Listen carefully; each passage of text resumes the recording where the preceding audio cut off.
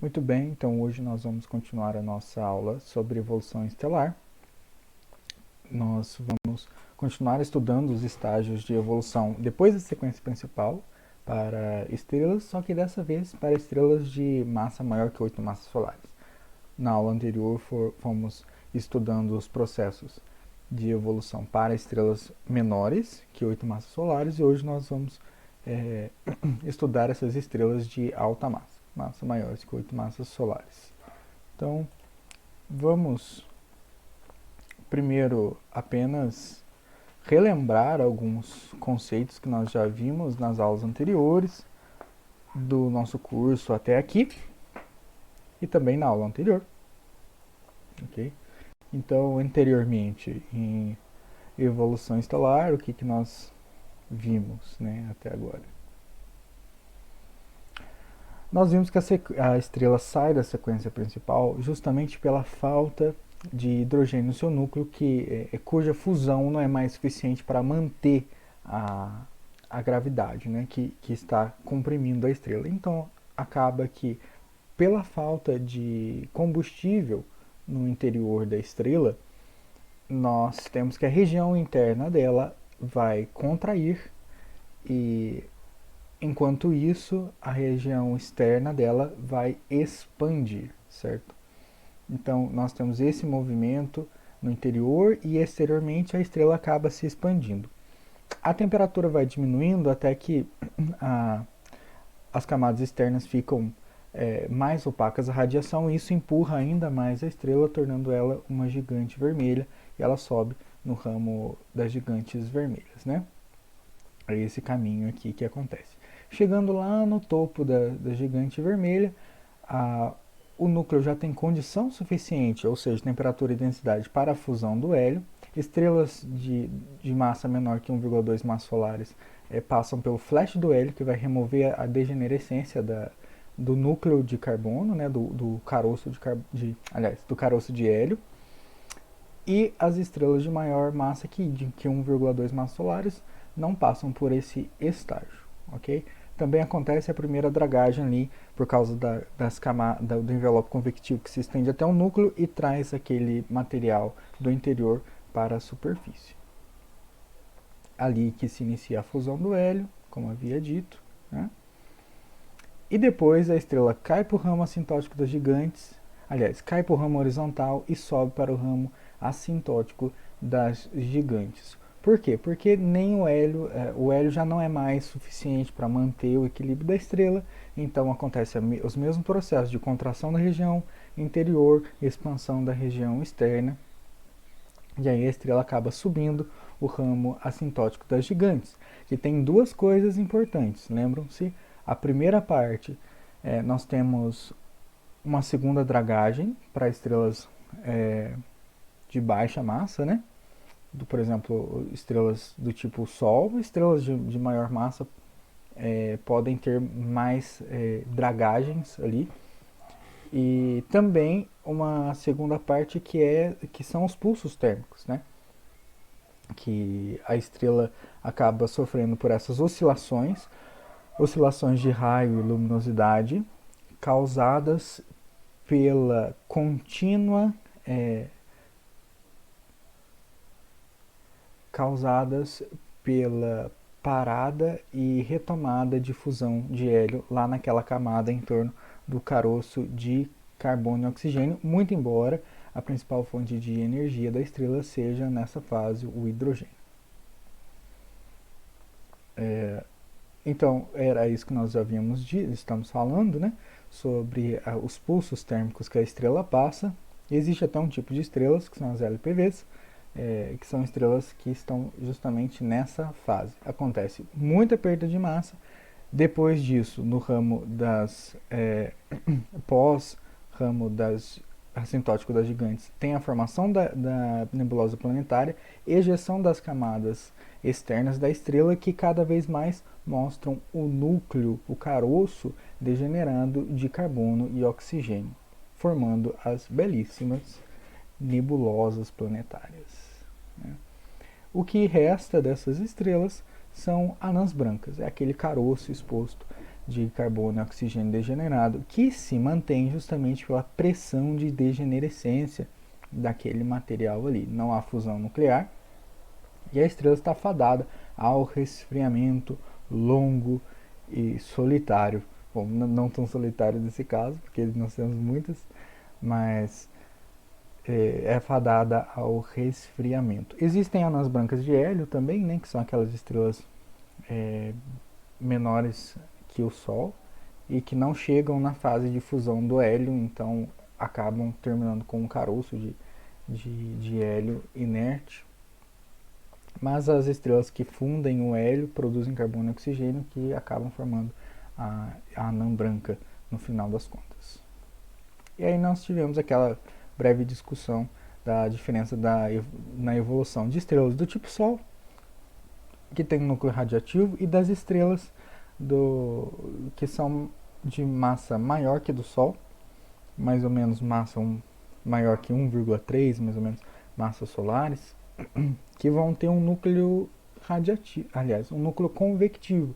Isso vai fazer algumas diferenças, né, na evolução da estrela. Mas tudo isso são para estrelas com massa menor do que 8 massas solares. Hoje nós vamos discutir as estrelas que têm massa maior que 8 massas solares. Bom, muito bem, vamos ver então a evolução estelar dessas estrelas massivas.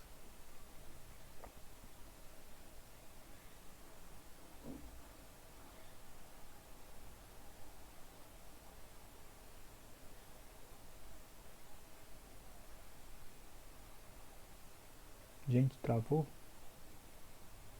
Ah, não. Vou ter que voltar.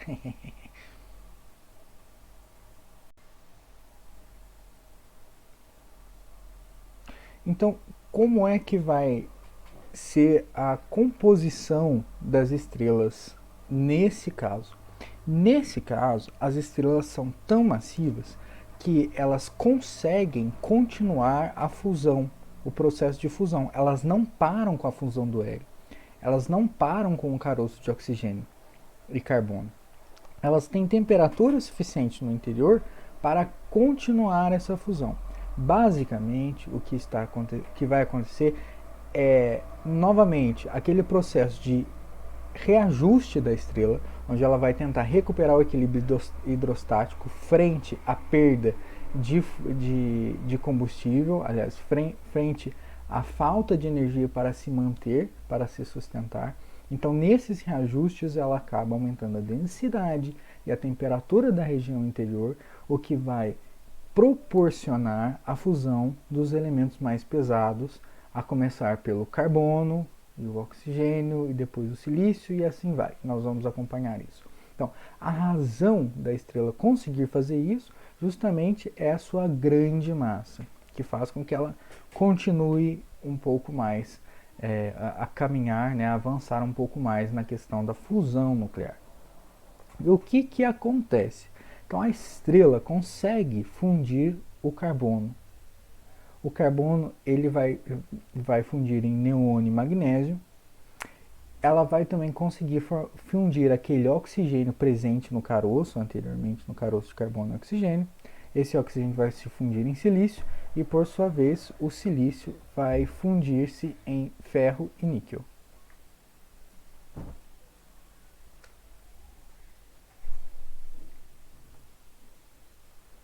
Por fim, nós vamos chegar numa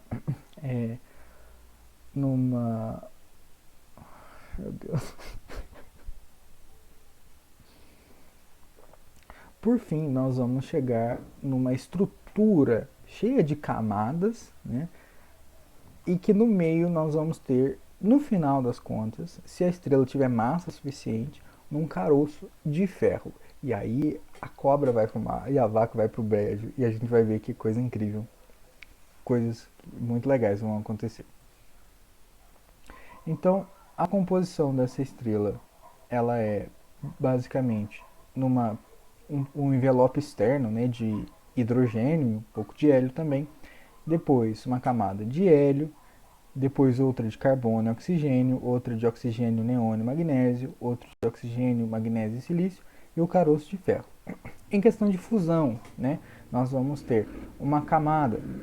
Gente, isso aqui não está em escala, isso aqui é só a região interna, tem muito para fora ainda de envelope, né, da estrela.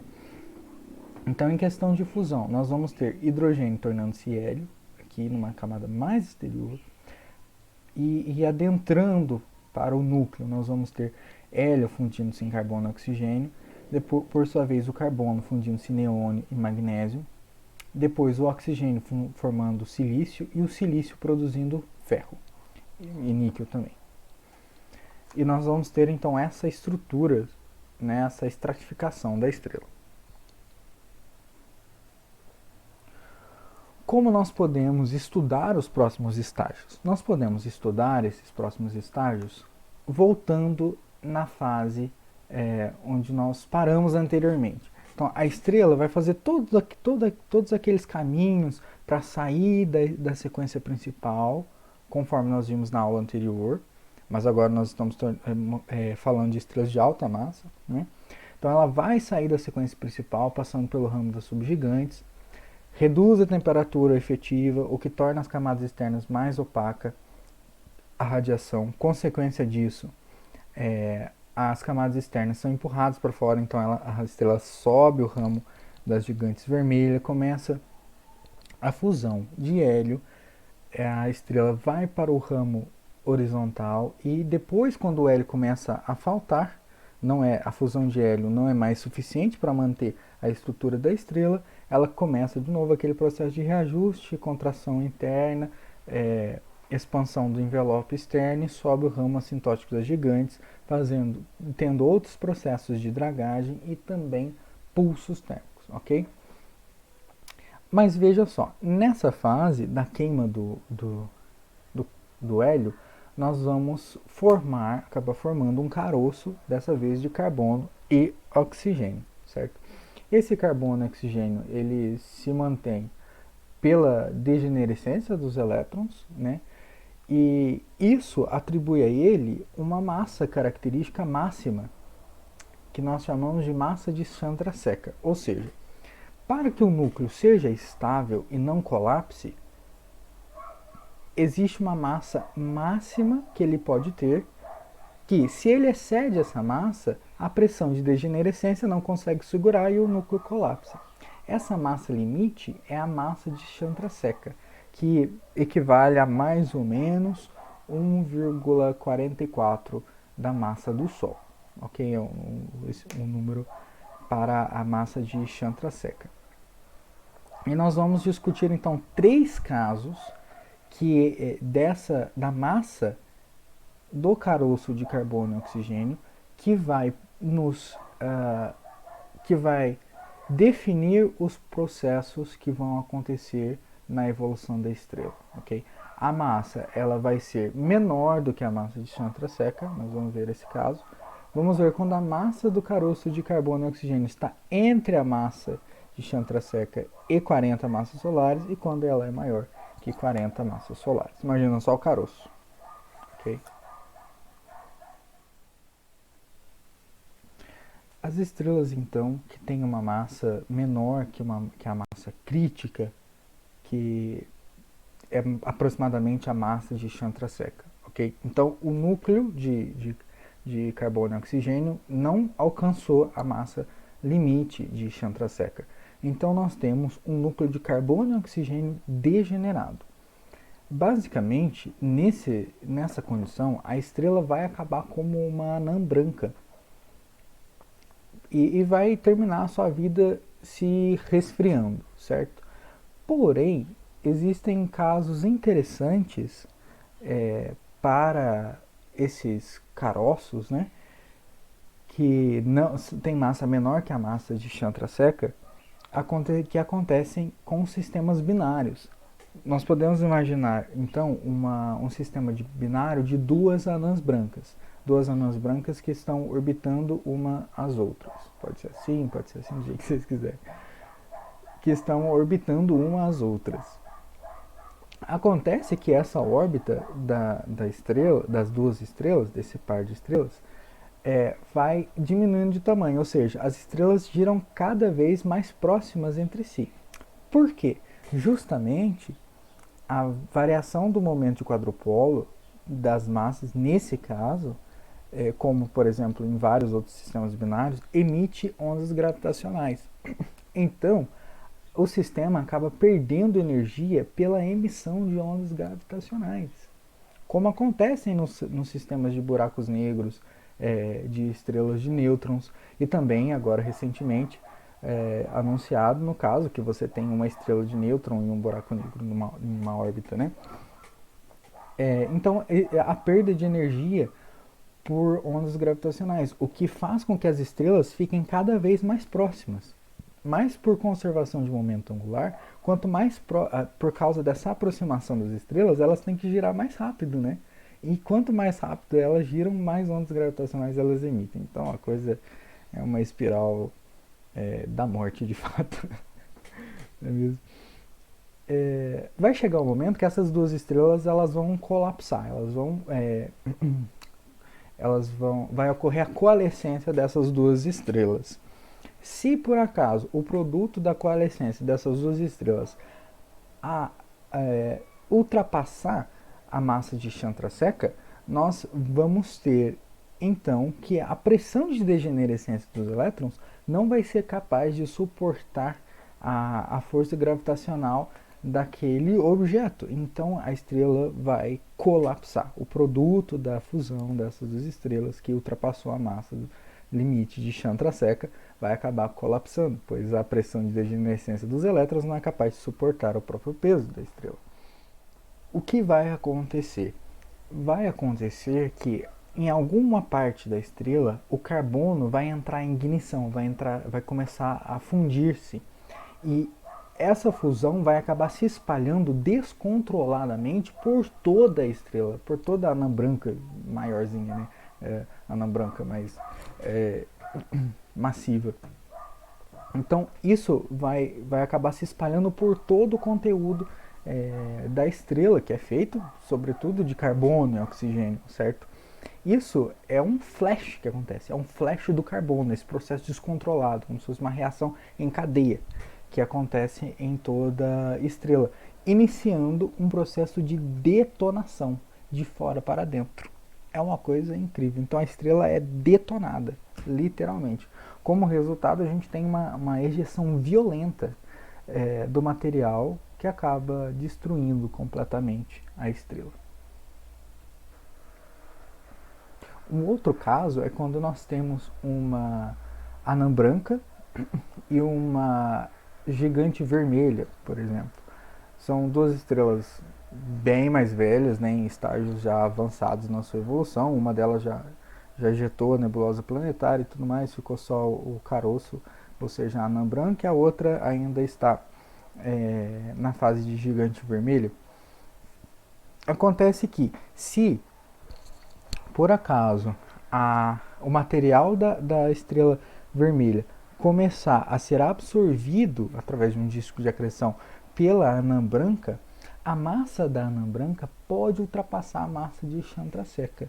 E aí, o que pode acontecer? Pode acontecer novamente um colapso da estrela, um flash do carbono que vai acabar destruindo essa estrela, porque o material vai ser ejetado de uma maneira explosiva e vai acabar aniquilando a estrela. Então são esses dois casos que podem acontecer com anãs brancas, e pode ser que elas não terminem no seu resfriamento lento por muitos anos, né? Vamos assistir esse vídeo da ESO, que vai nos mostrar um sistema de anãs brancas.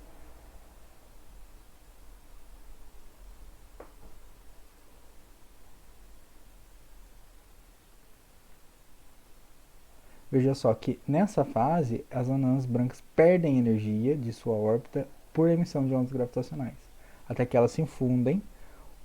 Depois da coalescência, o produto tem uma massa maior que a massa de Chandrasekhar, e aí nós temos uma destruição da estrela. Muito obrigado, ESO, pelo vídeo. E aí nós temos então a supernova do tipo 1.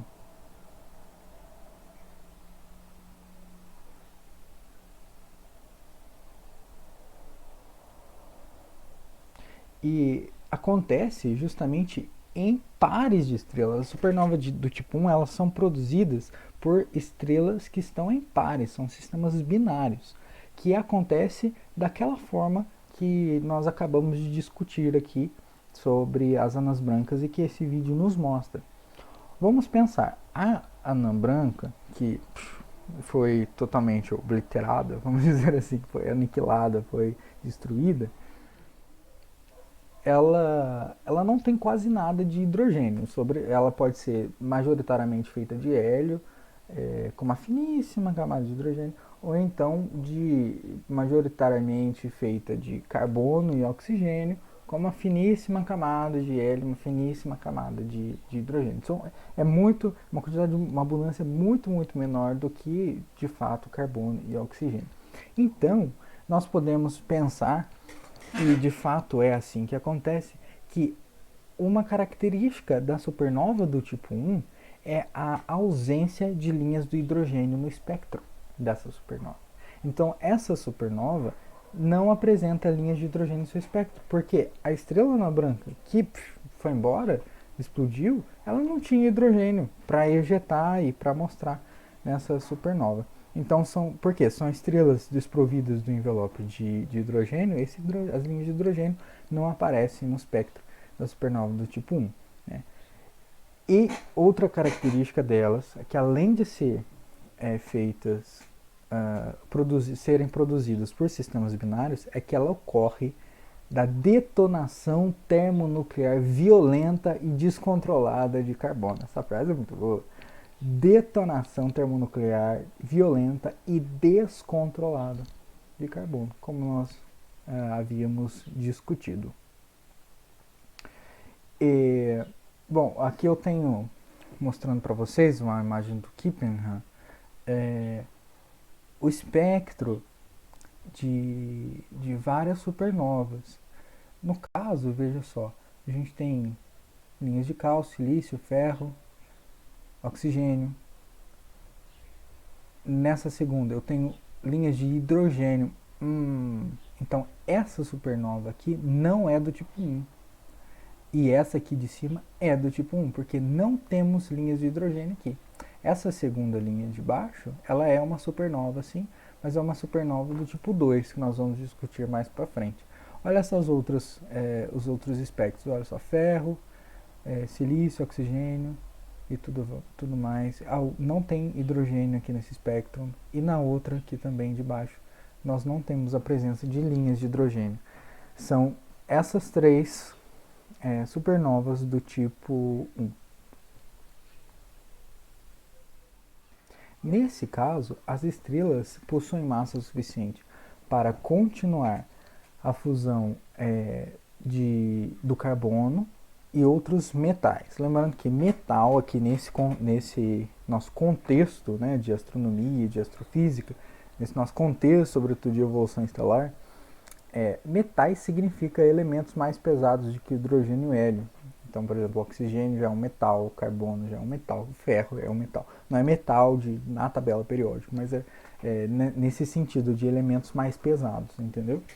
Então, essas estrelas cujo caroço tem essa faixa de massa, elas vão conseguir produzir metais. Elas vão conseguir fundir o carbono, e assim sucessivamente até chegar no ferro. Caraca, só chega no ferro? Por que não passa do ferro? Nós vamos descobrir isso. Tá? São cenas dos próximos capítulos, ok? Nós vamos discutir melhor esse processo daqui a pouco. Mas o que é importante aqui desse slide é justamente isso. Esse limite, essa faixa de massas permite a produção de outros metais. A forma com que isso acontece nós vamos discutir também. Também acontece captura captura de nêutrons, que vai permitir a produção de magnésio, permitir a produção de neônio e vários outros elementos. Mas isso também nós vamos discutir. E no fim da vida, essas estrelas vão acabar com supernovas, mas não supernovas do tipo 1, como nós vimos, e supernovas sim do tipo 2, ok? E pode acontecer que se o carbono, o núcleo de carbono, for degenerado, vai acontecer o flash do carbono, que vai remover a degenerescência desse material, assim como o flash do hélio removeu a degenerescência do núcleo de hélio, naquele outro caso que nós já estudamos. E estrelas com massa maior que 40 massas solares, né? Quer dizer, estrelas cujo núcleo de carbono possui massa maior do que 40 massas solares, né? Também, logicamente, vai alcançar temperatura e densidade suficiente para a produção de metais, vai conseguir queimar o carbono, o oxigênio e assim sucessivamente. Essas coisas dependem muito da metalicidade.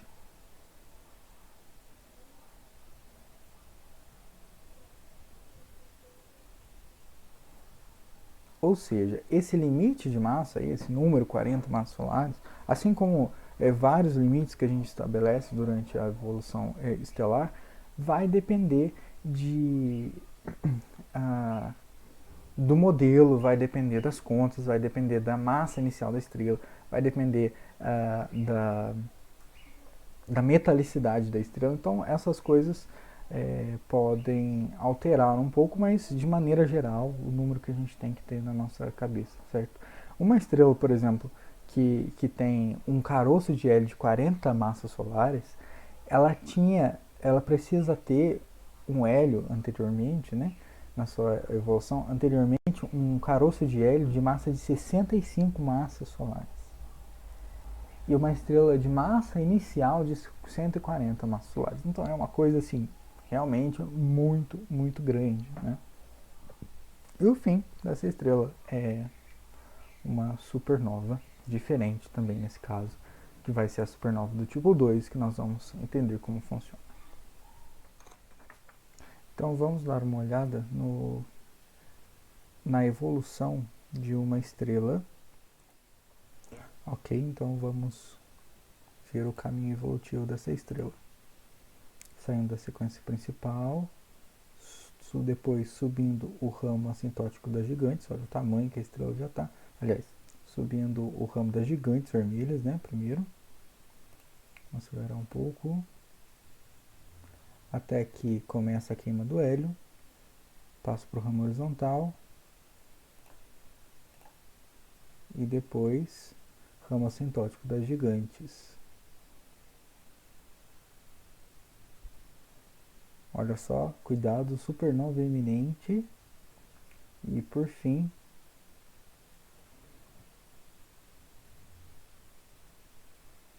o colapso da estrela.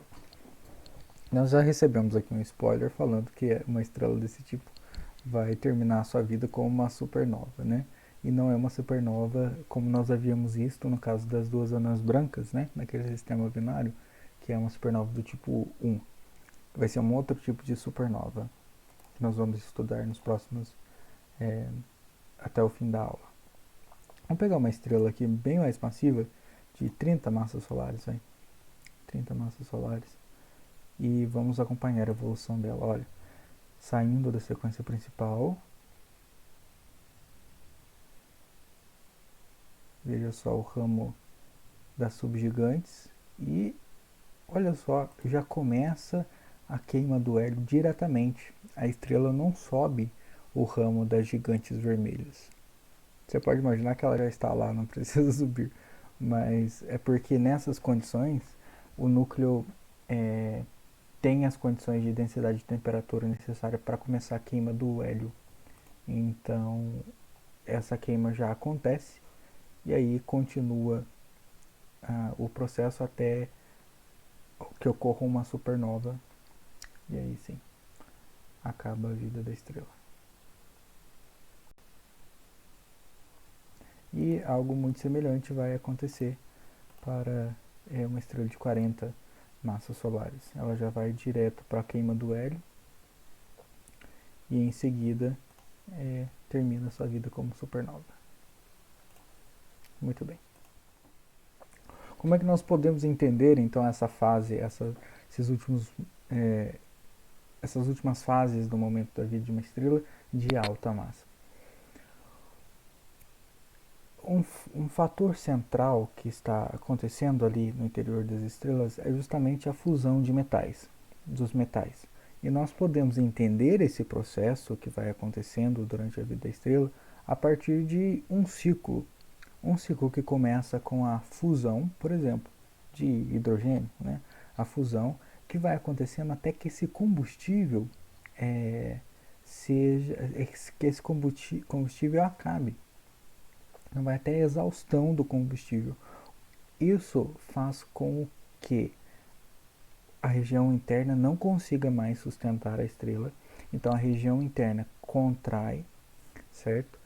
E, e essa contração vai gerar um aquecimento daquela região.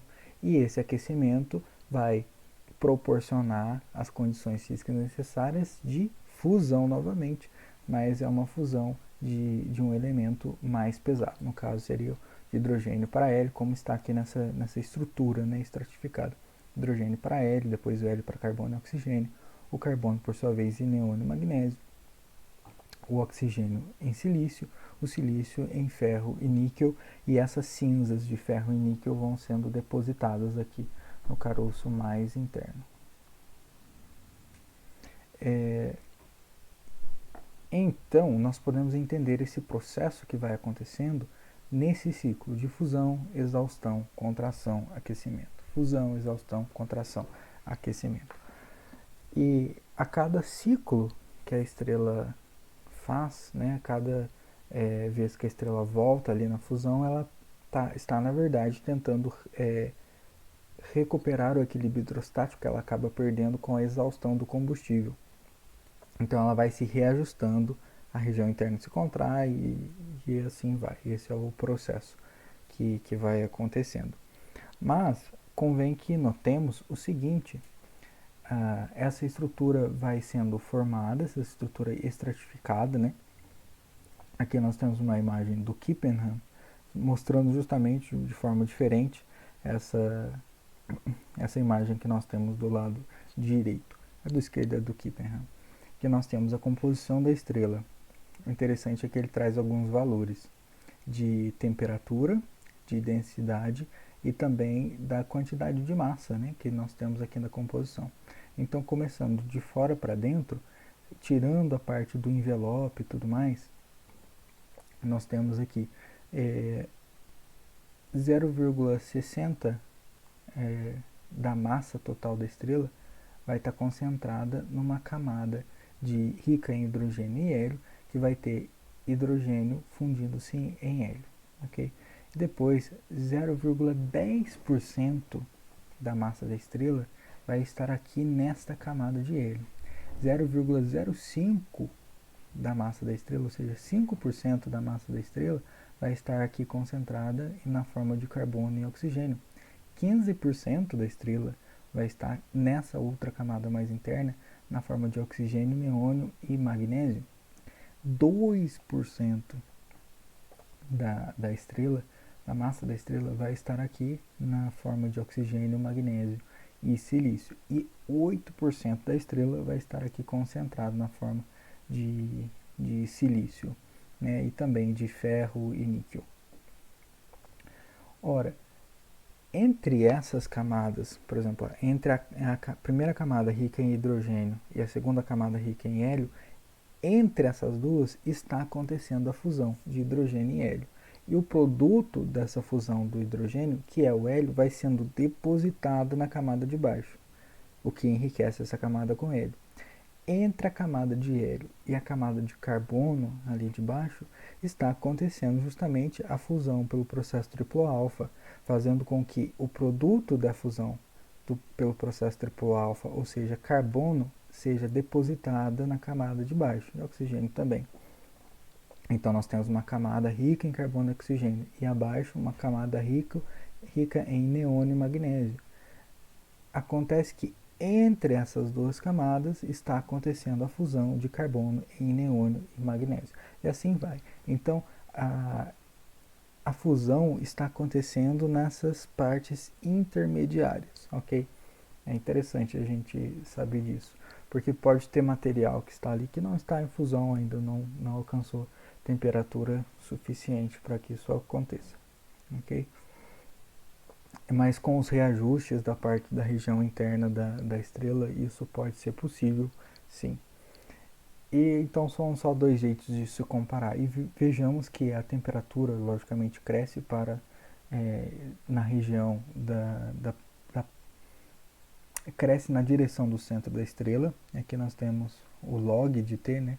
Então aqui fica mais ou menos 10 a sétima, 10 a oitava, 10 a nona, aqui na região da fusão de neurônio em oxigênio. E quase 10 a 10, né? Aqui no núcleo, 10 elevado a 9,9. E da densidade também vai aumentando bastante, bastante. Essa estrutura também é chamada de estrutura de cebola, né? Que é uma estrutura igual os ogros, né? Uma estrutura igual ao Shrek, que é feito de camadas. As cebolas têm camadas, os ogros também têm camadas. E esse modelo revela isso pra gente, né? Essa estrutura de camadas é uma estratificação da estrutura da estrela, né? Estrutura interna.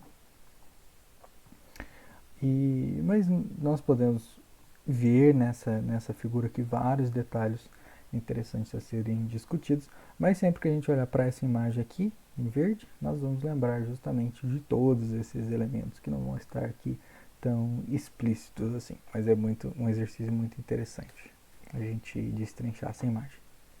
Okay? É importante notar que a cada metal gerado nós temos cada vez mais, cada vez menos combustível. O combustível vai se tornando cada vez mais escasso quanto mais pesado for o metal. Porque podemos imaginar pelo processo, pela cadeia PP, por exemplo, né, a fusão de hidrogênio na cadeia próton-próton. A cadeia principal, né, o ramo principal, o que está acontecendo? Nós basicamente estamos pegando 4 núcleos de hélio, ou seja, 4 prótons, e transformando esses 4 prótons em um núcleo de hélio. Então, para cada 4 hidrogênios, a gente vai conseguir um núcleo de hélio. Então, nós podemos imaginar que, a grosso modo, só para a gente pensar mesmo como é que fica a situação da estrela, que o conteúdo dela de hidrogênio, o material na forma de hélio, vai ser 4 vezes menor que o conteúdo que ela vai ter disponível para a queima na forma de hidrogênio. Essa é uma grande diferença, veja só.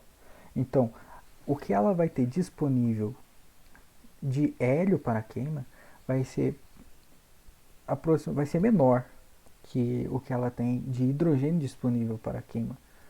E nós podemos imaginar aqui que é um fator aí de 1/4, né, justamente por essa nossa aproximação. Nós estamos tomando apenas uma cadeia, aliás, um ramo da cadeia próton-próton e tudo mais, todas essas coisas, mas é só para a gente ter uma noção, né? Então quer dizer que a estrela vai ter 4 vezes menos hélio disponível para a fusão em relação à quantidade de hidrogênio que ela tem.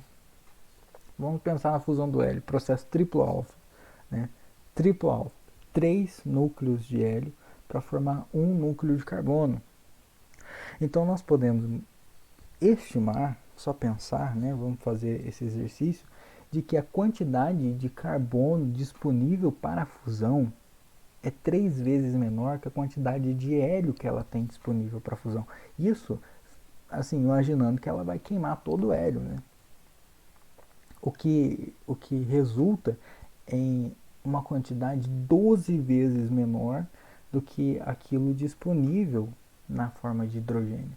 Então, quanto mais pesado é o elemento, menos, em menor quantidade, ela estará disponível para a fusão da estrela.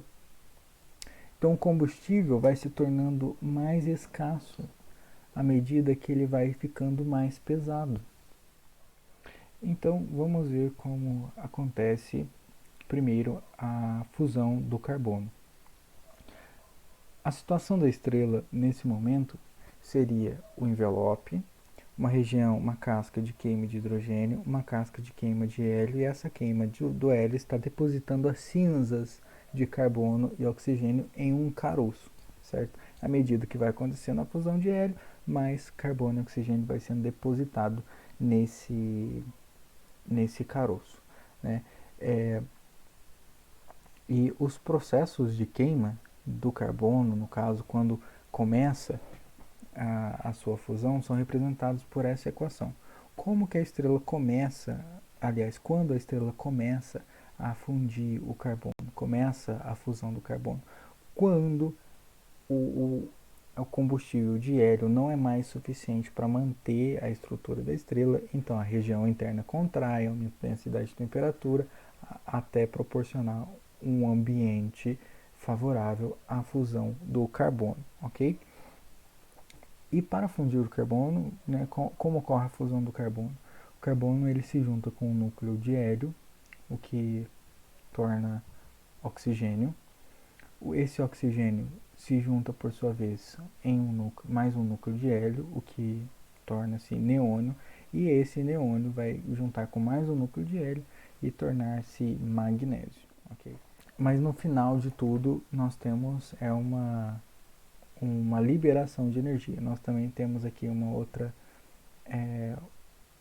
possibilidade que pode acontecer, né, de átomos de carbono que se fundem diretamente, né, dois átomos de carbono formando neônio e até chegar no magnésio. Além disso, são produzidos prótons e nêutrons isolados. Olha só, nêutrons, começaram a aparecer nêutrons que vão ser muito importantes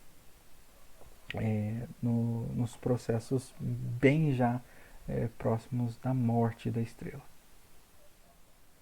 E assumindo que a estrela possui massa suficiente para continuar os processos de fusão, a próxima que vai acontecer vai ser a fusão do oxigênio. E aí nós vamos formando aquela estrutura do Shrek, aliás, a estrutura da estrela em camadas, não é mesmo? Como que acontece o do oxigênio? O oxigênio é, ele pode fundir-se diretamente, né, um choque direto de dois núcleos de oxigênio, formando silício, formando fósforo, formando... Como é que é mesmo? Você lembra o nome em latim, mas não lembra o nome do... Sulfur é...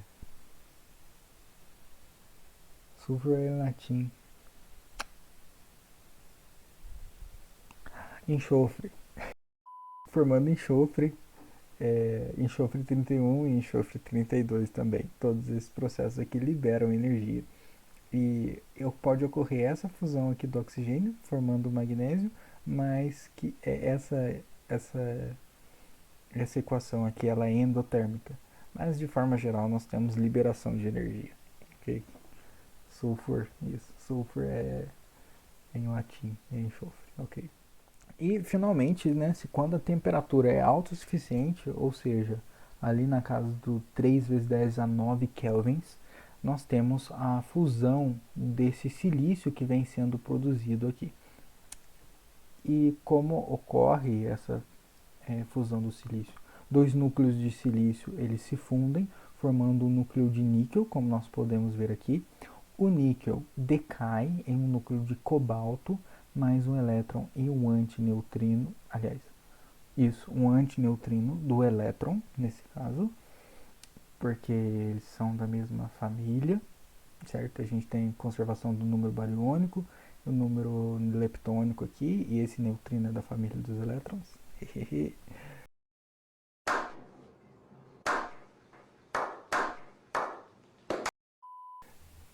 E por sua vez, esse núcleo de cobalto, ele vai decair em um núcleo de ferro, liberando mais um elétron e mais um antineutrino do elétron. Ok? Essa é uma das possibilidades que pode acontecer no caso da fusão do silício.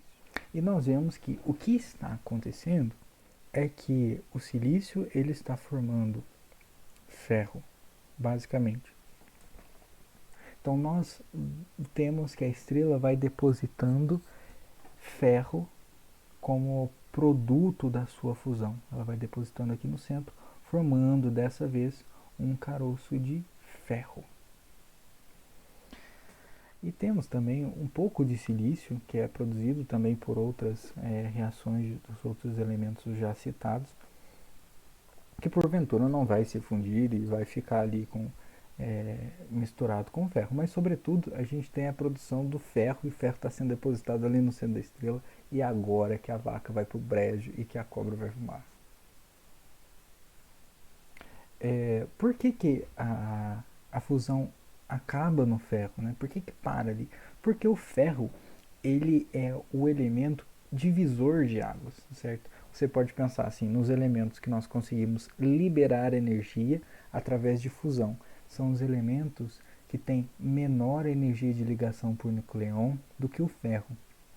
E quais são os elementos que a gente consegue liberar energia através da fissão nuclear? São os elementos que estão para esse lado de cá, que tem uma energia de ligação por nucleon menor também que a do ferro.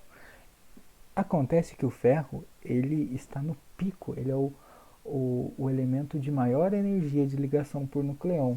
Então, por meio de processo de fusão, só é possível nós liberarmos energia, ou seja, que promover reações que sejam exotérmicas por meio da fusão com elementos que são menores, mais leves do que o ferro.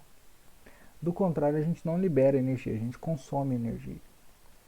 E o contrário ocorre para fissão nuclear. A gente só consegue liberar energia com fissão nuclear com elementos mais pesados do que o ferro, porque a gente caminha no lado contrário, né, dessa linha aqui. Então é por isso que acaba no ferro, porque além disso a estrela estaria gastando energia para poder produzir elementos mais pesados, e isso logicamente não seria bom para a estrela, porque em vez dela se sustentar, né, através da pressão liberada pela fusão, a estrela na verdade estaria se condenando, consumindo energia e favorecendo o colapso dela mesma, entendeu? Por isso que termina no ferro. E quando a gente tem um núcleo de ferro é que as coisas vão ficar interessantíssimas. E nós temos aqui, por fim, só para mostrar o que está acontecendo dentro da estrela, nós temos essa tabela aqui, reproduzida com uma tabela disponível no livro do Kippenham, que vai mostrar a massa da estrela. Aqui nós temos estrelas de 15, 40 e 120 massas solares, e a previsão teórica dos modelos do tempo de queima de cada elemento, do hidrogênio, do hélio, do carbono, do neônio, do oxigênio e do silício. Olha só, para estrelas de baixa massa, ela passa 10 a 7 anos queimando hidrogênio, e depois 10 a quinta potência, 10 a 5 elevado a 5 anos, quase 10 a 6, porque é 9 vezes 10 a 5, quase 10 a 6 anos queimando hélio. 3.000 anos, no caso, queimando carbono. Só 3.000 anos. Só 3.000 anos queimando carbono. 8 meses queimando neônio. 3 anos queimando oxigênio. E nem um mês queimando silício. Isso é estrela de 15 massas solares. Quanto tempo que ela demora para produzir o caroço de ferro dela? 24 dias. Isso é muito pouco para a vida de uma estrela. Nem um piscar de olhos para a estrela, que já passou 10 a 7 anos produzindo hélio a partir da fusão de hidrogênio. E nós vemos que esses tempos, né,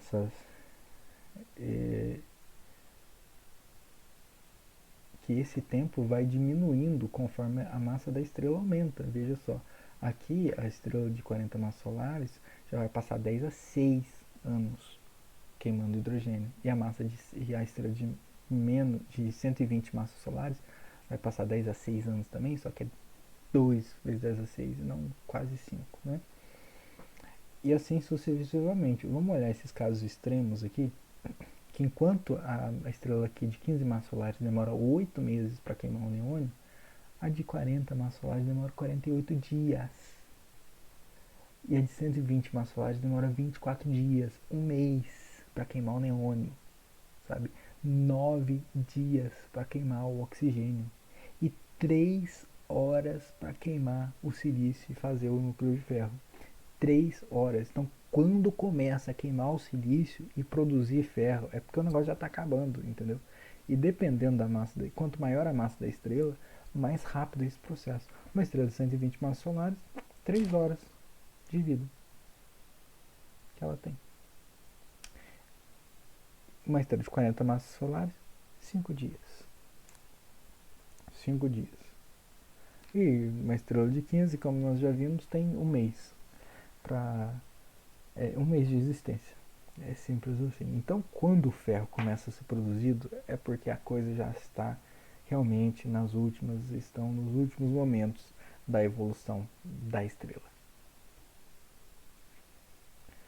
Então, o ferro, né, ele é o arauto da tempestade, não é o Gandalf mais. Agora é o ferro aqui para nós, ele é o arauto da tempestade. Na verdade, ele é o corvo, né? O Gandalf é o corvo da tempestade, aqui o ferro é o arauto da tempestade. E tem vários fatores que ficam que são complicantes, né? Que só pioram a situação da estrela, porque as fusões ficam cada vez mais rápidas quanto mais pesado o elemento, tanto pela pela disponibilidade, pela quantidade de material disponível para queimar, que vai se reduzindo, como nós vimos, quanto pela temperatura que faz com que a queima ocorra muito rápido. Certo? Porque quanto mais temperatura, mais agitadas estão as partículas, então, e somando isso com o aumento da densidade, nós temos uma probabilidade maior de fusão, de choque das partículas, podemos pensar assim. Né? Então, quanto mais pesado o elemento, mais rápido vai ser a fusão. Tanto que a gente viu ali que tem estrela que tem uma semana de vida quando começa a queimar o ferro, não é mesmo? E como é que isso vai terminar? Qual é o fim das estrelas massivas? Quanto mais próxima do ferro está a estrela, menos a energia é liberada. Então, cada vez menos energia por unidade de massa é liberada também. Né? Isso significa que as reações vão ficando mais rápidas, como nós vimos no exemplo da tabela, e a temperatura da região central nós vimos que é altíssima, é da ordem de 10 elevado a 9, aliás, 10 elevado a 9,9, quase 10 elevado a 10 kelvins. Né? E imagine os fótons que estão sendo produzidos ali e nessa temperatura. Então são fótons de alta energia,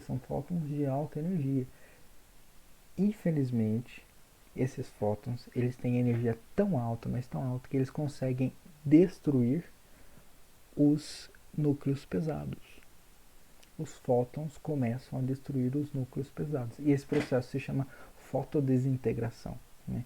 Vamos olhar o que está acontecendo. Coloquei letras garrafais para que você perceba o que está acontecendo aqui. Porque veja só o que está acontecendo. Um fóton de alta energia vai acabar se chocando com um núcleo de ferro 56. O que vai dar dessa reação? Vão ser produzidos 13 núcleos de hélio mais 4 nêutrons. 13 núcleos de hélio. Galera, olha o que está acontecendo aqui. Presta atenção. Você está entendendo o que está acontecendo aqui? Um fóton desmontou um núcleo de ferro. O núcleo de ferro virou 13 núcleos de hélio. Desmontou. É tipo a sua peça de Lego quando você estava brincando, quando você era criança, que você montou um avião desse tamanho, achando que estava a coisa mais linda, e de repente ele cai no chão. O que acontece? Estraçalhaça no chão. Sabe? Ele se desmonta lá e divide em todas as peças constituintes. É isso que está acontecendo aqui. E esses núcleos de hélio que estão ali no núcleo, que foram desmontados, né? Que são as peças que formavam o núcleo de hélio, eles também vão ser desmontados ainda, eles também vão ser desmantelados. Porque veja, o hélio, quando ele se choca, o núcleo de hélio, quando ele se choca com um fóton de alta energia, o que vai ter disso? Vai resultar em 2 prótons e 2 nêutrons, ou seja, os fótons estão desmontando tudo o que a estrela lutou para fazer até agora. Acabou tudo. Vocês estão entendendo isso? Os fótons estão destruindo tudo que a estrela fez até agora. Estão desfazendo o que a estrela fez até agora, né, durante toda a sua existência. Então preste atenção nessas equações, é isso que está acontecendo. O que nós estamos vendo aqui é a fotodesintegração. Os fótons de alta energia estão literalmente desmontando tudo que a estrela fez até agora. E pensa, essas reações estão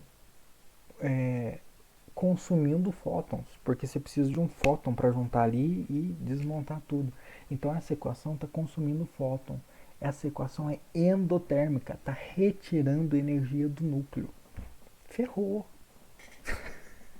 Você está entendendo? Ferrou. Não tem mais o que fazer. Não tem mais. Porque agora o núcleo, em vez de produzir energia, né, só que na região bem central ali, em vez de produzir energia, está retirando energia da região central. E isso acontece em segundos. Isso está acontecendo, a fotodesintegração acontece em segundos. Então vamos continuar aqui nosso momento de reflexão.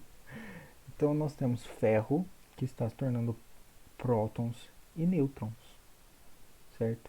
E veja bem, nêutrons isolados. O que vai acontecer? O que é pior ainda? Além desse núcleo estar agora consumindo energia, em vez de produzir, ele vai consumir energia, nós não vamos ter mais pressão para sustentar a região interna da estrela, muito menos o envelope, tudo. Nós não vamos ter mais pressão suficiente para sustentar tudo isso. E nem os elétrons degenerados vão conseguir fazer isso. Por quê? Porque esses elétrons vão sendo capturados por esses prótons dessa que são gerados aqui pela falta de desintegração. Então, no final, a gente vai ter uma sopa de prótons sendo capturados, aliás, elétrons sendo capturados por prótons, formando nêutrons, mais esses nêutrons isolados que estão sendo produzidos aqui. Nêutrons, presta atenção nisso, estão... Meu Deus, só vai ter nêutron nesse negócio. Ok, vamos continuar. Essa, como eu disse, é uma reação endotérmica, consome fótons, né? É uma energia que é removida de repente do núcleo. Porque começou a produzir o caroço de ferro, começou a fotodesintegração e em segundos essa energia ela é removida do núcleo. E não há mais pressão para sustentar a estrela. Gente, o negócio agora é só... Nossa, é uma bagunça. Vocês vão ver. E para melhorar a situação, né, os elétrons são capturados, como eu disse. Os prótons da fotodesintegração absorvem os elétrons do núcleo e eles formam nêutrons, certo? E isso faz com que nem os elétrons que eram degenerados possam contribuir com uma pressão para sustentar o núcleo, certo? Essa captura de elétrons está aqui representada nessa equação, né? O próton está aqui. O próton se captura um elétron e isso torna-se um nêutron e um neutrino do elétron. Vamos lá, vamos explicar um pouquinho aqui. Nós temos conservação do número bariônico, porque nós temos o próton de bários e o nêutron de bários do lado, certo?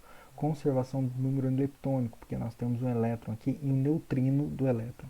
Nós temos também conservação da carga, porque a carga total aqui, mais 1 menos 1 é 0, e aqui também a carga é 0 e o neutrino, no caso, não tem.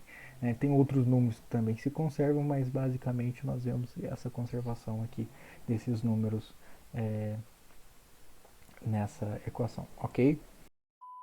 Então, essa captura de elétrons também é chamada de neutronização, porque nós temos prótons e elétrons que estão virando nêutrons, né? Nêutrons, de novo nêutrons, além daqueles nêutrons que já foram produzidos pela fotodesintegração. Além disso, são formados neutrinos, né? Olha, esses neutrinos, nós sabemos que eles interagem muito fracamente com a matéria. Tudo bem que a matéria lá dentro do núcleo da estrela, ela está muito densa, e aí nós vamos ter uma certa opacidade para os neutrinos. Mas mesmo assim, muita da energia é carregada por esses neutrinos. Esses neutrinos vão embora e levam a energia da estrela. Tá vendo que tudo tá tudo escangaiado, tá tudo apagado, 12 segundos depois. tá tudo corroborando para a desestabilização da estrela.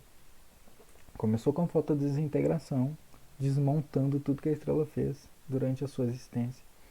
Depois, a estrela já não se mantém pela fusão, pelo contrário, consome energia. Agora, os prótons isolados produzidos pela fotodesintegração se juntam com os elétrons e nem mesmo esses podem contribuir com a pressão de degenerescência. E mais que isso, além de produzir os nêutrons, além dos nêutrons produzidos pela fotodesintegração, nós temos neutrinos sendo produzidos em grande quantidade e esses neutrinos estão levando energia da estrela embora. Simples assim. E é tanta energia liberada por esses neutrinos que ela é comparada com a energia liberada pelo processo da queima do silício. Olha só, aliás, é bem maior, porque a queima do silício libera ali, no caso, esse exemplo é para uma estrela de 15 massas solares, está no Kippenham, no Kippenham ou no Carroll, eu não lembro agora, mas acho que é no Carroll. Produz aí 4,4 vezes 10 a 31 watts de aula por segundo. E no caso dos neutrinos, eles estão produzindo 4,1 vezes 10 a 38 watts. 38 watts. São 7 ordens de grandeza maior do que a fusão do silício. Então, muita energia está sendo levada embora. Muita energia está sendo levada embora pelos neutrinos. Então, nós temos uma total desestabilização irreversível da estrela pela fotodesintegração e pela neutronização que está produzindo muitos neutrinos, e esses neutrinos estão levando ainda mais energia embora, como se os outros processos já não estivessem fazendo isso, né? Então, de qualquer forma, nesses dois processos você tem um consumo de energia, porque a fotodesintegração consome fótons, né? Então você gasta energia para fazer aquilo lá, você consome esses fótons, né, nesse processo endotérmico. E a neutronização, além de remover a pressão de degenerescência dos elétrons, ainda contribui com a produção de neutrinos que levam a energia embora. Então você tem um processo de desestabilização da estrela irreversível. Esses neutrinos, eles acabam escapando como se fosse fumaça, né, entre as nossas mãos. E o que acontece? Sem respaldo nenhum, sem ajuda, sem pressão para se manter, o núcleo simplesmente colapsa. Começa a animação aqui. O núcleo de ferro simplesmente colapsa. Aliás, o ferro está sendo destruído, não é mesmo? Até chegar a uma densidade de 10 elevado a 17 kg por metro cúbico. Isso é 3 vezes a densidade do núcleo atômico. É super denso isso. É praticamente incompressível de tão denso que é. Então, esse caroço que está se contraindo, porque não consegue se sustentar, a gravidade vence, ele começa a se comportar como se fosse um corpo rígido, porque ele torna-se praticamente incompressível. O que nós temos então? Um processo muito complicado que nós estamos estudando, que se chama supernova de colapso de núcleo. Então, nós temos aquela estrutura de camadas da estrela. Na regiãozinha central, nós temos aqui o caroço de ferro que está sofrendo fotodesintegração e também está ocorrendo neutronização ali, perdendo energia completamente e acaba se contraindo. Se contrai tanto, mais tanto, mais tanto, que chega o seu núcleo a ser praticamente incompressível. Porém, essa contração é muito rápida.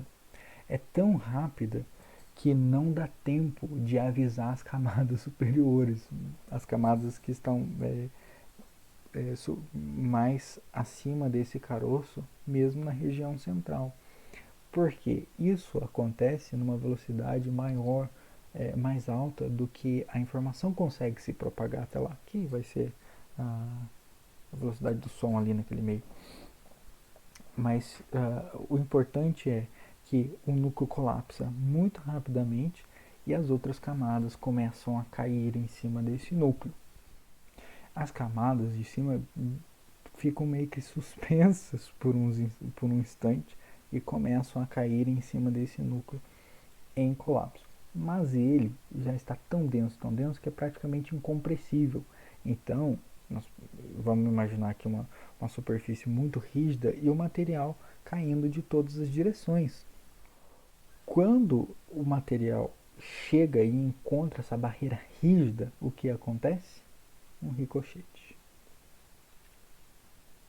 Um ricochete desse material. Mas como então que esse caroço, que é sobretudo formado de nêutrons, nesse caso, consegue ejetar esse material? Como é que ele consegue fazer com que o material seja lançado para fora? Bom, uma possibilidade está na produção de ondas de choque, né, que é como nós estamos vendo aqui nessa imagem. Essas ondas de choque acabam levando, essas ondas de choque direcionadas para fora, que acabam levando o material junto consigo, expulsando tudo que tem para cima, todas as camadas mais externas, tanto do envelope quanto também da região central ali, que estão acima desse caroço de ferro, que agora está tornando cada vez mais um caroço de nêutrons, né? O núcleo interno, ele acaba se reajustando como se fosse uma mola, né? Então ele colapsa e acaba se reajustando como se fosse uma mola, porque ele é comprimido em um estado além do equilíbrio dele, por inércia, né? Porque ele continua esse movimento, então ele passa do ponto de equilíbrio dele e acaba querendo retornar para esse ponto de equilíbrio, como se fosse uma mola, não é mesmo? E logo ele se expande, e quando ele faz isso, ele empurra o material que está caindo e acaba criando essa onda de choque, né?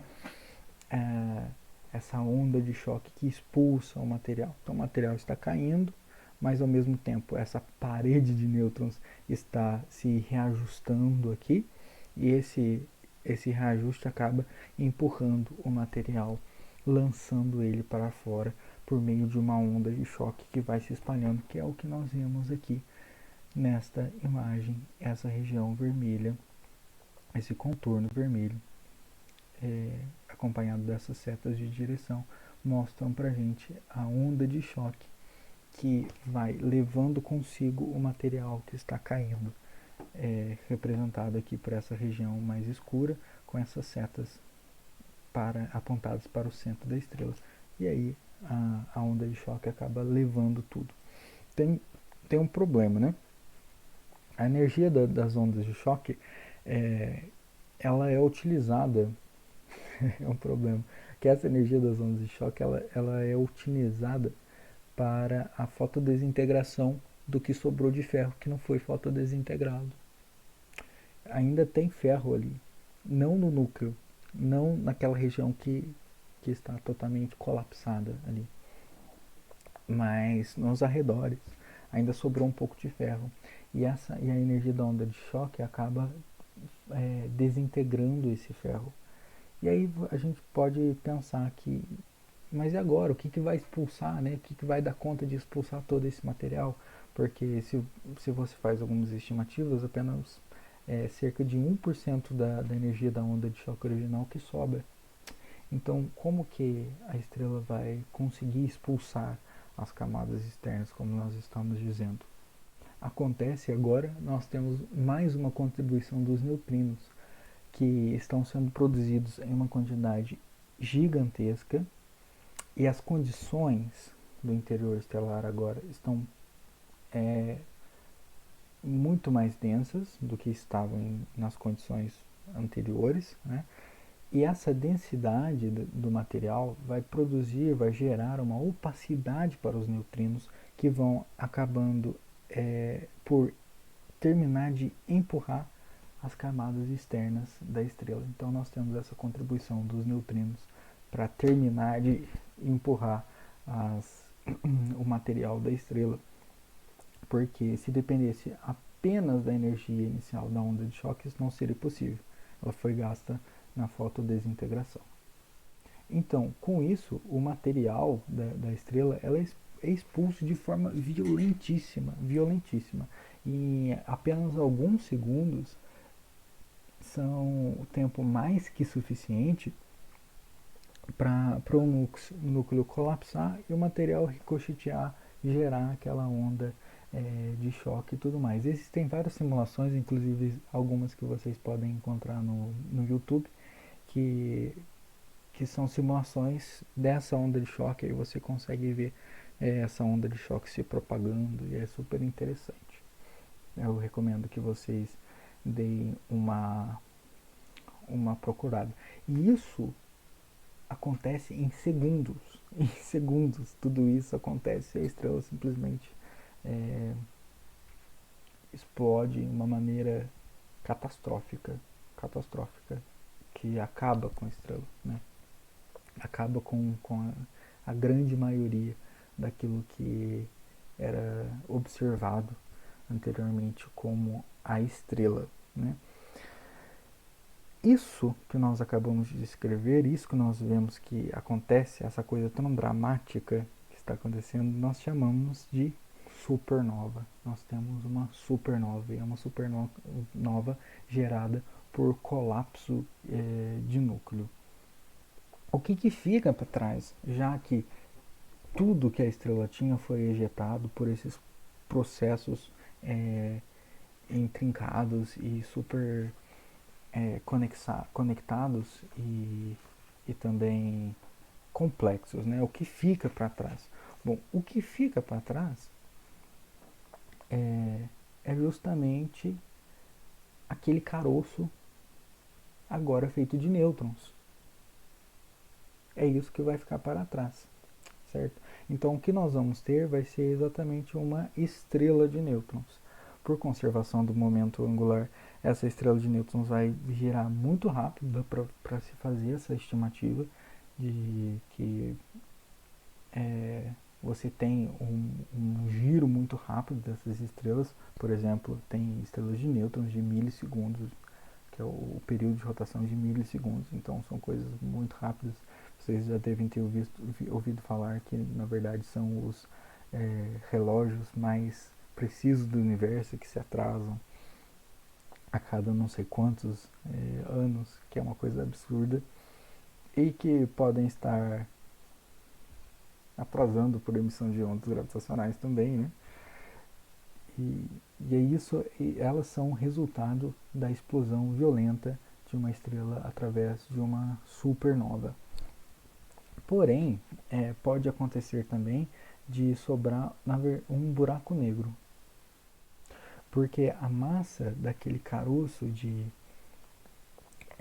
nêutrons vai ser tão grande que a pressão de degenerescência deles não vai ser o suficiente para sustentar, né, a força da gravidade que comprime. Então o colapso continua acontecendo até que atinge-se densidades tão altas, mas tão altas, que o resultado disso é, na verdade, como é que chama?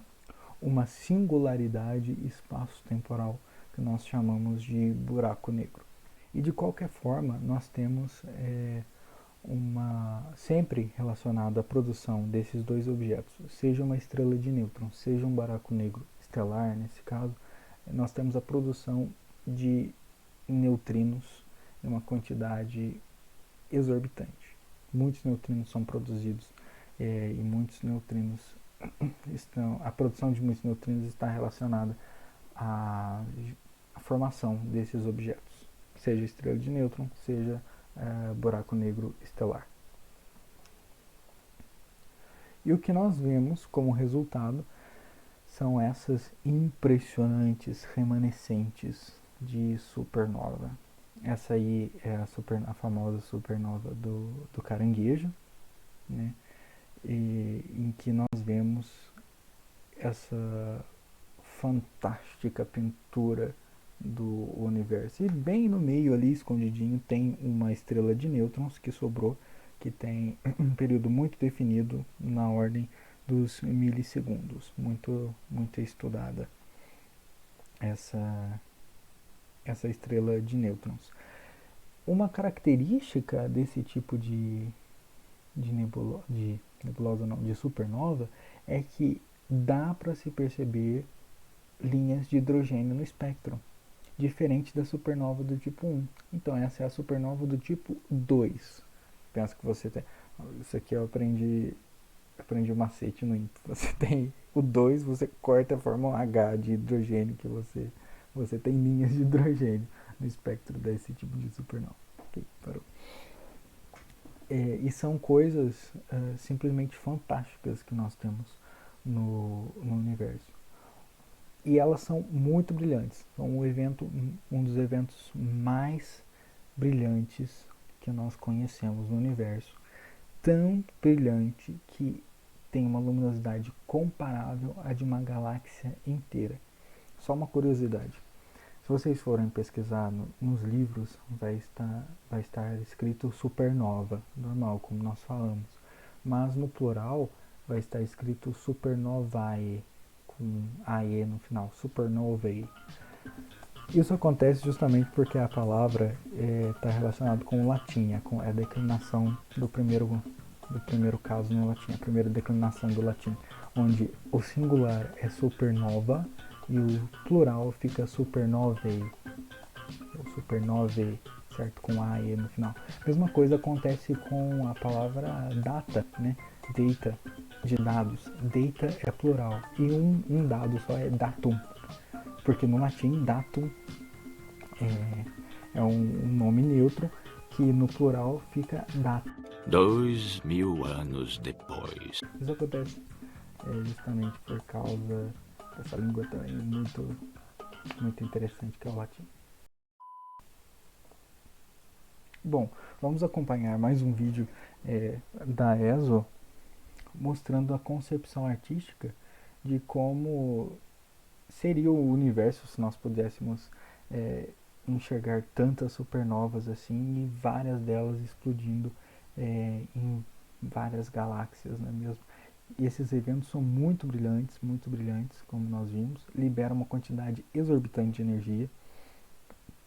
Vocês podem acompanhar algumas estimativas no texto, né, que está disponível para vocês e perceber que realmente é uma energia comparável à energia de uma galáxia inteira, a luminosidade de uma galáxia inteira. A luminosidade da supernova e da galáxia são comparáveis e a energia liberada é maior que a energia liberada pelo Sol durante toda a sua fase de sequência principal, que é a grande maior parte da vida do Sol. Então, toda a energia acumulada, liberada pelo Sol durante a sequência principal, ou seja, a maior parte da sua vida, é menor que a quantidade de energia liberada em uma supernova. É um evento realmente muito energético. E o que acontece nas supernovas é bastante interessante, porque por meio das supernovas é possível nós fabricarmos a tabela periódica, né? Através de um processo chamado captura de nêutrons. Agora, a quantidade de nêutrons disponível ali naquele ambiente é muito alta. Então, durante a supernova, é, é muito provável e possível que esses nêutrons sejam capturados por elementos e eles vão formando isótopos, e esses isótopos, por sua vez, decaem em outros elementos. E assim nós podemos ir construindo toda a tabela periódica, por exemplo. Toda não, mas grande parte da tabela periódica, construindo elementos mais pesados que o ferro, porque nós podemos nos perguntar, poxa, mas se chega até o ferro, como é que a gente tem prata, ouro, urânio e todos esses elementos super pesados, como por exemplo esse é, o, o índico, o antimônio, por exemplo, é justamente pela captura de nêutrons, é um dos processos que acontecem. Nesse caso a gente está vendo como que é possível a gente formar o antimônio e esse SB através da prata. A prata ela vai absorvendo, capturando nêutrons e decaindo. E vai capturando nêutrons, vira cádmio, né? Ele vai capturando nêutrons, veja que ele não muda de elemento, mas ele vai, através da captura de nêutrons, virando isótopos de um mesmo elemento, até que ele fica instável e decai em um outro. E assim vai, a gente consegue sair da prata e chegar até no antimônio. Esse processo ocorre muito rapidamente devido à disponibilidade, a grande disponibilidade de nêutrons, né, e as condições são favoráveis para que isso aconteça. Então, esse processo ele é chamado de processo rápido, é, é o R process, o processo R, né, de captura de nêutrons. Mas no interior das estrelas, e as estrelas até de menor massa, pode acontecer também captura de nêutrons. Só que isso acontece muito lentamente, do tipo um nêutron capturado por ano. Então esse processo é muito lento e é chamado, portanto, de processo S, né? S de slow. E é com esse processo S, esse processo lento, que são formados elementos, por exemplo, o ouro, a prata e o cobre no interior das estrelas. Mas é só com a explosão de uma supernova, nos primeiros 15 minutos dessa explosão, que temos condições plausíveis para a construção, para a fabricação, assim, por assim dizer, da tabela periódica em relação a elementos mais pesados do que o ferro, mas bem mais pesados que o ferro, a partir da captura de nêutrons, mas por esse processo rápido, esse processo R. E assim a gente, como eu disse, fabrica mesmo a, a tabela periódica. E nessa figura muito interessante, a gente tem aqui como esses elementos são produzidos. Por exemplo, o hidrogênio e o hélio e um pouquinho de lítio, eles foram produzidos com o Big Bang, né? Estrelas de baixa massa, como a gente já viu, eles podem formar a partir do hélio carbono e depois neônio, também a formação de lítio, e alguns elementos que não são tão pesados assim, não é mesmo? Dá para formar dentro de estrelas de baixa massa. E como eu disse, com o processo lento, o processo S, é possível também a gente formar vários outros elementos que são pesados, mas que não passam nunca o tório. Deixa eu só confirmar. O bismuto. Elementos mais pesados que o bismuto, eles só são produzidos através da explosão de estrelas massivas, por meio de supernovas.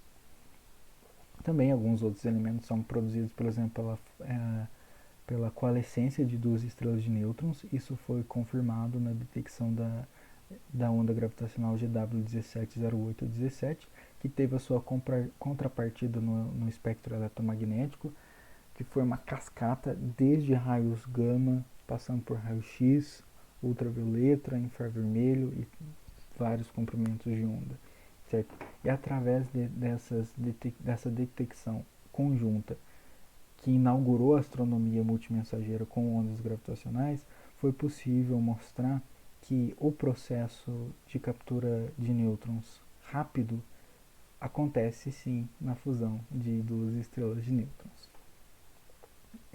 Mas vejam que existem elementos aqui que nós precisamos de uma estrela massiva ser destruída, morrer, né, e ser, assim, violentamente destruída para que nós possamos formar alguns elementos aqui, ok? Então, elementos pesados só se formam com a morte catastrófica de uma estrela muito massiva. E olha que eles se formam só depois que a estrela explodiu, certo? Só depois que a estrela explodiu, nesse fogo de artifício, nesse foguete cósmico aí que são as supernovas. No entanto, não se tem muito tempo para a formação desses elementos. Então, acaba que esses elementos não são muito abundantes por aí, porque não há muito tempo para a produção deles, no caso das supernovas.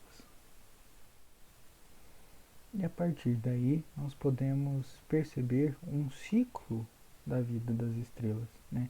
Elas começam nas grandes nuvens de gás e poeira, se contraem, formam lá através da contração, passam por essa transformação de objetos de Herbig-Haro, né? Que são estrelas, são protoestrelas que estão contraindo e se formando até que começa a fusão de hidrogênio e elas entram na sequência principal. Então a estrela de fato nasce com a fusão nuclear, e ela é constituída através daquela nuvem de onde ela se originou. Ela vai queimando esses elementos, queimando hidrogênio e hélio, hélio em carbono, e se possível carbono e oxigênio em outros elementos mais pesados. Porém, o que acontece, como nós vimos, é que esse material é devolvido para o meio interestelar, certo? E a gente pode lembrar que não só por vento, mas também pela formação de supernova, né? Como é esse caso que nós estamos vendo nesse vídeo muito legal. E lembrando daqueles processos de dragagem, né, que traz lá do núcleo aqueles elementos mais pesados para a superfície, e esses elementos são jogados para fora. Eles são lançados por aí no meio interestelar e acabam contaminando o meio interestelar. Essa contaminação vai aumentar a metalicidade das nuvens de gás e poeira que, porventura, vão formar outras estrelas que estarão cada vez mais enriquecidas com metais. Esses elementos, que fazem parte da vida, do ciclo evolutivo das estrelas, também fazem parte da nossa existência, porque nós podemos dizer que o carbono, o oxigênio, que mais? O nitrogênio, que são componentes essenciais para a vida aqui na Terra, são produzidos em estrelas de baixa massa. E outros componentes, como por exemplo o alumínio, ferro e outros elementos, são produzidos em estrelas de alta massa, com a explosão de estrelas de alta massa, e esses elementos são essenciais para a nossa tecnologia. Então nós vemos que existe uma relação e uma influência desses processos na nossa vida, no nosso desenvolvimento. E é exatamente essa remanescente supernova que nós podemos ver aqui, e isso influencia justamente a nossa vida.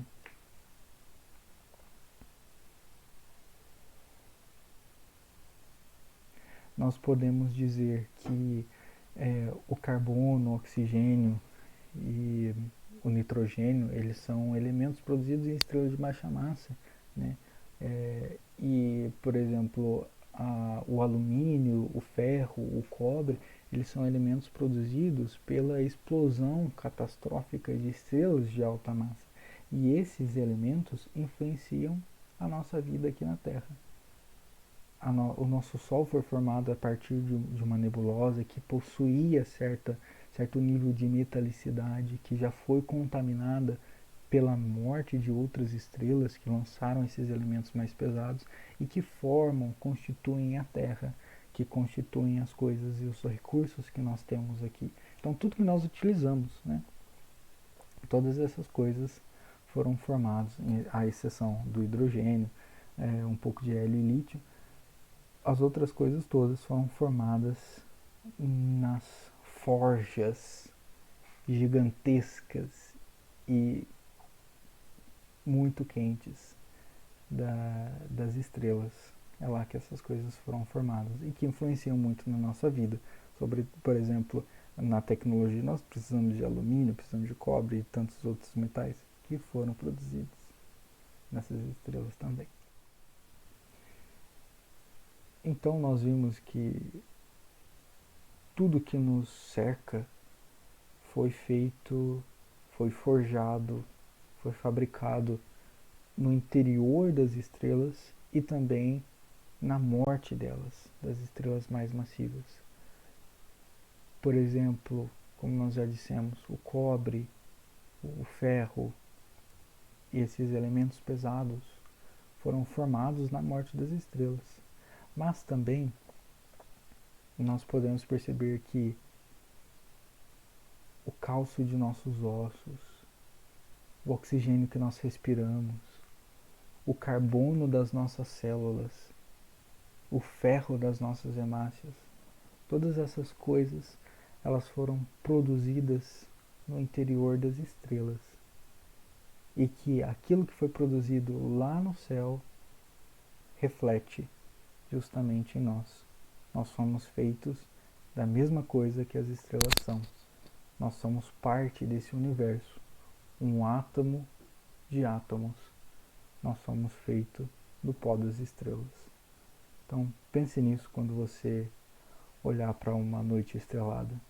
Pense que nós somos parte disso.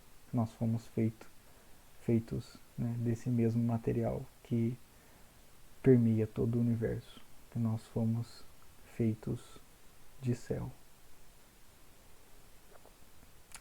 Bom, chegamos ao fim da nossa aula de evolução estelar.